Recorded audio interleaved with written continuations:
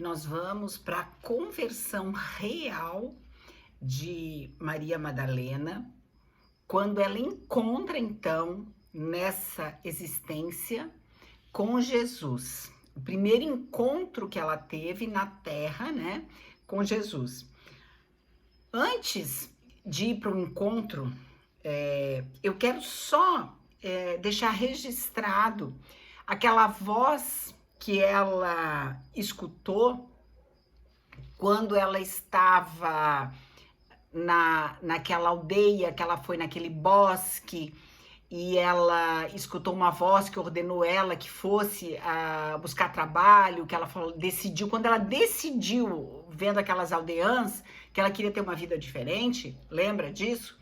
E aí ela escutou uma voz, né? Uma voz que ordenou ela para que ela fosse atrás de um trabalho, que ela foi naquela granja, e a voz que ela escutou passou uma mensagem para ela, né? Então eu vou só deixar registrado qual foi o recado que foi dado para ela naquele momento, que eu acabei não fazendo isso no vídeo passado. Então, quando ela decidiu, né, que ela ia romper com o passado de pecados, ela escutou a seguinte mensagem: já era tempo, você caiu muito e depressa. Se você pensar, foi 2 encarnações que ela foi pro abismo, né? É necessário que tenha agora a mesma pressa para levantar-se. Olhe bem para o seu passado. Indispensável se faz que contemple toda a sua infâmia, todos os seus crimes, para que não lhe doam os sacrifícios que a sua expiação exige, que serão muitos e dolorosos. Não se engane a si mesma. Não confunda a alucinação com a realidade. Consulte bem a sua consciência e escolha ou a coroa de flores ou a de espinhos. Não perca tempo em vacilações. Já perdeu muitos séculos, já praticou muitos crimes.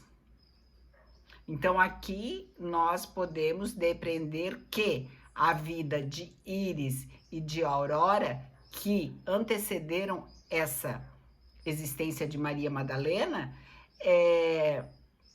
já tinham passados muitos séculos, né? Porque ela não diz o tempo que ela demorou para encarnar entre uma e outra. Já perdeu muitos séculos, já praticou muitos crimes.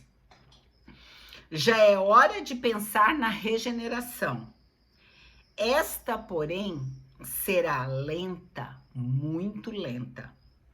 Não se perdem hábitos ruins e viciações em poucos segundos, como não se praticam todas as faltas a um só tempo. O chamamento continuava. Tudo é questão de tempo. Horas, dias, meses, anos e até séculos. Você se levantará e, dado o primeiro passo na estrada do bem, ascenderá rapidamente. O bem a atrai. O bem lhe abre os braços. Olhe longe, muito longe, e verá na noite do seu passado uma figura luminosa. Olhe bem, não a vê? Ela olha. Ela olha você docemente, essa figura estava olhando para ela docemente. Não ouve o que ela lhe diz? Eu repetirei para você. Perdoa. Perdoa. Porque a amo. Vê? Você não está só. Alguém a alenta. Alguém a ama. e aquele que é amado não está só. Qual era a figura que ele estava permitindo que ela visse? A figura de Antúlio, a qual ela havia traído e que mesmo assim havia perdoado e a amava.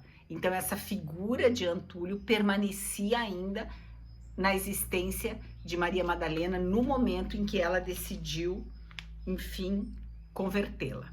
Bom, ela consegue então esse emprego, esse trabalho nessa granja que era carregar água, né? E ela vai até essa fonte para carregar a água. Quando ela chega na fonte, que é o primeiro encontro então de Madalena com Jesus. Quando ela chega nessa fonte, ela vê lá um homem, que era um homem forasteiro, que era um homem diferente, que ela percebeu que não era um homem da região, mas pelas vestimentas que ele tinha, dava para se ver que era um homem do povo, né? Então não era um homem de destaque, não era um homem do sacerdócio, não era. Ele era um homem do povo, pelas roupas que vestiam, mas ela via que aquele homem não era dali, não sei, que era diferente, né? E aí ela descreve como que ela vê Jesus a primeira vez, né? E assim, eu já falei, né? Ela não fala o nome de Jesus, né? Ela chama amor dos meus amores, mais lá para frente, e chama o Deus homem. Então ela fala assim: sua cabeça e o rosto eram de uma beleza majestosa. Seus cabelos compridos descansavam sobre os ombros. E em sua fronte, de cor branco mate, não se via a menor ruga. Os seus olhos brilhavam de uma maneira extraordinária. E em seus lábios havia um sorriso singular, doce e triste ao mesmo tempo. Jamais havia visto homem tão belo. E olha que ela já tinha visto, aquelas alturas do campeonato, muitos homens, muitos tipos de homem, mas ela fala que nunca viu uma beleza extrema como era a beleza de Jesus. Mas sua beleza não falava aos sentidos. Olhando para ele, não se sentiam desejos materiais de tê-lo nos braços. Involuntariamente, dobravam-se os joelhos e sentia-se o desejo irresistível de perguntar-lhe se era Deus em pessoa. Imagina o magnetismo, o poder magnético que Jesus possuía, que as pessoas que se aproximavam dele, com a simples presença dele, com essa simples aura energética que ele emanava, fazia com que as pessoas sentissem o desejo de se ajoelharem perante ele. E aí olha o diálogo, né? Ela faz essa descrição, que ela vê esse ser, esse homem, né? E aí ela é o primeiro diálogo que eles têm. Então assim, olha o que Jesus fala: mulher, esperei-a aqui para que me desse água. Água? O senhor necessita de água? Sim, mas não da água que sacia a sede do corpo. Quero que me dê a água que acalma a sede do espírito. Pobre de mim, Senhor. Se tenho sido uma grande pecadora, o que poderei dar-lhe? A água das suas boas ações, a água do seu sincero arrependimento, a água da sua enérgica vontade para seguir pela estrada do bem. Ah, então beba, Senhor, na humilde fonte do meu pensamento. Eu quero ser boa, quero purificar-me, quero amar, não a um homem, mas a um Deus. E ela falava de coração, porque a gente sabe que momentos atrás ela tinha decidido a romper com o seu passado. Jesus falou: bem sei, e por isso vim buscá-la, para lhe dizer que o ideal dos seus amores acha-se atualmente na terra e que com ele você se reunirá quando chegar a hora. Vocês recordam que naquele vídeo lá da introdução eu comentei que este livro trazia uma questão polêmica que dava a entender da existência de uma vida de Jesus na Terra antes dessa que nós temos conhecimento, que é essa vida de Antúlio como Antúlio na Atlântida? Então Jesus fala novamente isso. Eu vim para te dizer que o ideal dos seus amores se encontra na Terra. Ele falava dele próprio. E que você vai se reunir a ele quando chegar a hora. Ele continua: trabalhe na purificação do seu espírito até sua completa regeneração. Depois ela falou: mas como que eu vou encontrá-lo? Como que eu vou receber as orientações? E ela naquela ânsia de querer ficar próximo dele, né? Ele fala assim: não se impaciente. Quando chegar o momento de nos vermos de novo, eu virei ao seu encontro. Então, nós vamos aqui descrever o momento em que ela identifica essa figura do homem-deus, do Deus-homem, com a figura do Antúlio. E muito diferente daquilo que a gente vê nos filmes de Maria Madalena, que fala que Maria Madalena acompanhou Jesus, que estava sempre ao lado dele. Ela não relata isso aqui. Ela esteve a serviço ao trabalho de Jesus, esse trabalho que Jesus encomendou para ela. Mas eles se viam raramente. Ele falou assim: eu irei ao seu encontro. E muitas vezes que ela sabia que ele estava em determinada região, ela ia até lá, ela andava dias e noites, e eram longe, porque lógico, todos os caminhos que faziam era a pé. Ela ia, sabia que o Deus homem estava lá. Então ela se deslocava até aquele local. Ela chegava a andar 3, 4 dias. Dormia ao relento, conseguia chegar lá cansada, faminta, porque ela queria conversar com esse Deus homem. Ela o via lá, rodeado pela multidão, e muitas vezes ele não falava com ela. Eles conversavam mentalmente. Ela dizia, ele falava assim: mulher, o que você está fazendo aqui? Ela disse: eu vim aqui porque eu soube que você está aqui, eu quero te adorar. Ele disse: eu não quero que você me adore. Eu quero que você trabalhe por mim. E ela ia embora e ele não falava com ela, a não ser mentalmente. Então, assim, foram alguns encontros durante essa vida que eles estiveram juntos, poucos encontros. Não foi essa vivência diária, como a gente vê nos filmes. Pelo que ela relata aqui, ela relata todos os encontros que ela teve com o Deus homem. E como que era a conversa dos dois. E Jesus sempre foi bastante enérgico em relação ao trabalho e à missão que ela tinha se comprometido. E o que ele esperava dela.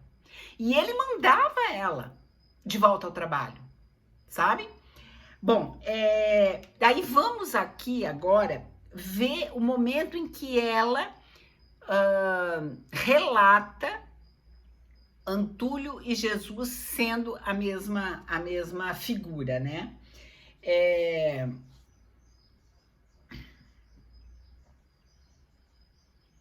Então ela fala assim, que ela estava olhando, né, para o espaço, viu ondas de luz, e aquelas ondas foram se transformando em montanhas, e montanhas de fogo, né, e depois veio uma chuva de diversas cores, né, como se um arco-íris estivesse os envolvendo, né, e ela estava lá olhando aquele espetáculo maravilhoso, né,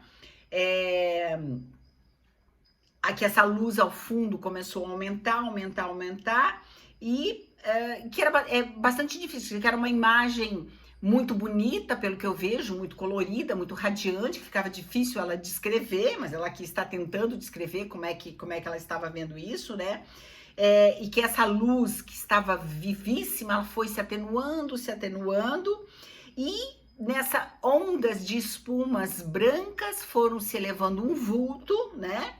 E formando esse vulto, diz que era um círculo incandescente que estava surgindo, né, dessas ondas, né? E do centro disso surgem 2 homens.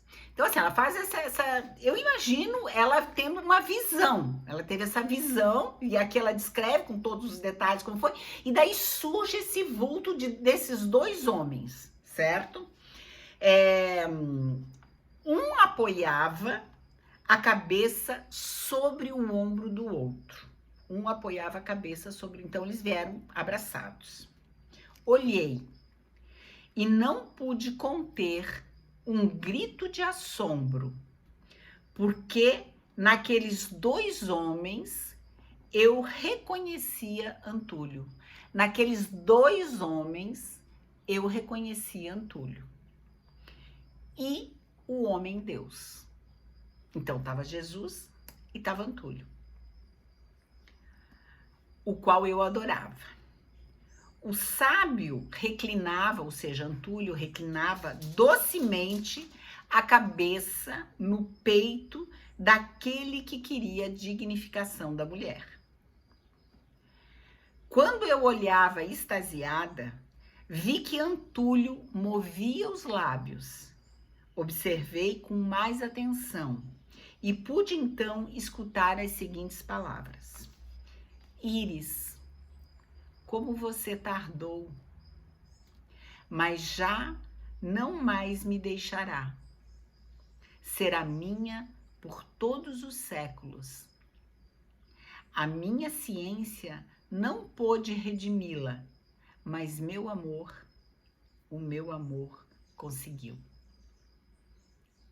Então ela viu o homem Deus estreitá-lo, né? Jesus estreitá-lo, Antúlio no seu braço, e nesse momento Antúlio se despe do invólucro corpóreo, e ela achou aquilo tudo muito estranho, ficou olhando, e pareceu então que aqueles 2 espíritos formavam um só. Então Antúlio foi se dissipando e foi se incorporando a Jesus. No homem Deus eu vi Antúlio, e no Antúlio, via o homem Deus transfigurado, formosíssimo. Sua incomparável beleza não era da terra. Esta é a primeira menção que ela faz, então, dessa transfiguração, dessa unificação desses 2 seres num único só. No decorrer do livro, ela repete esta imagem do homem Deus e de Antúlio num único ser, várias vezes, durante o decorrer. Charlotte, só um minutinho, já estou acabando aqui. Ela quer sair, a porta está fechada. Então,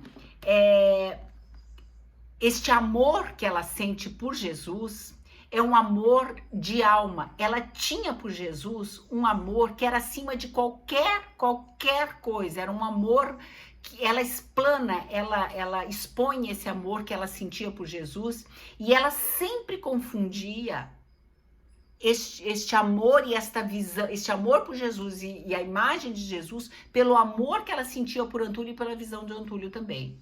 E sempre viam Antúlio perdoando-a, a voz de Antúlio permanente, né, junto com ela, e ela nunca conseguiu distinguir um do outro, né? E por quê? Porque eram amores tão fortes, né? E essa visão em que os 2 se transfiguram num único só, dá a entender, então, né, conforme é a polêmica do livro, de que Antúlio seria a Jesus numa encarnação na época da Atlântida aqui na Terra, né? Eu quero, para finalizar, nesse encontro que ela teve primeiro com Jesus, ela foi embora, ela teve essa visão com o Antúlio, e depois de um determinado tempo, ela vai de novo à fonte, porque ela quer conversar de novo com esse homem Deus. Ela quer que ele lhe dê mais instruções e tal, e ela vai até a fonte, e em pensamento ela chama por ele.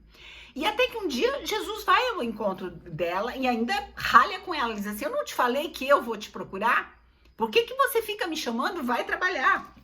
E aí, eu quero dizer assim, o que ele falou para ela fazer. Aqui, ó. Daí agora ele dá a ordem final para ela, o que ela tem que fazer, o que é o trabalho dela, qual a missão que ele está passando para ela. Então, depois, nesse segundo encontro, é que ele fala para ela qual é a missão dela. Então, olha só o que ele diz assim.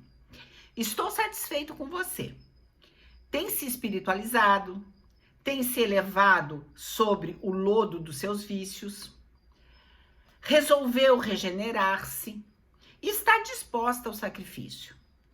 Eu vim à terra para curar os enfermos, porque os sãos não precisam de médicos. Eu vim dignificar a mulher, porque digna deve ser a mãe do homem. Vim trabalhar com o povo e para o povo, mas para isso necessito de colaboradores, que em meu nome possam ir aos lugares onde campeiam o vício, a prostituição e o crime.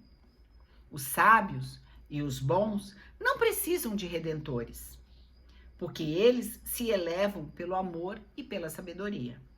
Mas, quanto às mulheres perdidas e aos homens degradados, é preciso ir arrancá-los de seus antros de perdição. É preciso descer até eles, e em meio aos seus festins, em meio às suas orgias, falar-lhes de outra vida, da vida que não acaba, da vida em que a alma se engrandece por seus méritos e se eleva pelo sacrifício até acercar-se de Deus. Você que ontem pecou, que sabe como as mulheres choram em meio à devassidão, voltará a esses antros de degradação, tornará a sentir os espinhos da dor em seu corpo e em sua alma. Sofrerá, mas que importa o martírio, se é para conduzir ao porto de salvamento náufragos infelizes, que estavam condenados a desaparecer sob as ondas do crime e da prostituição? Sim, mulher, prepare-se. Olha só o que ele fala para ela. Para voltar ao lugar onde foi pedra de escândalo. E lá, entre as desventuradas, entre as almas enlameadas no vício, semeie a semente da esperança numa vida melhor. Se está decidida a regenerar-se, não creia que o conseguirá separando-se do contágio do mal. A vida contemplativa, como medicina temporal, é boa, mas perpetuar a contemplação é o auge do egoísmo.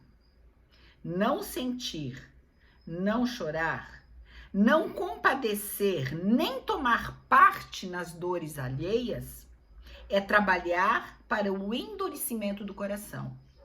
E de um coração cristalizado não brotará jamais a água viva da consolação.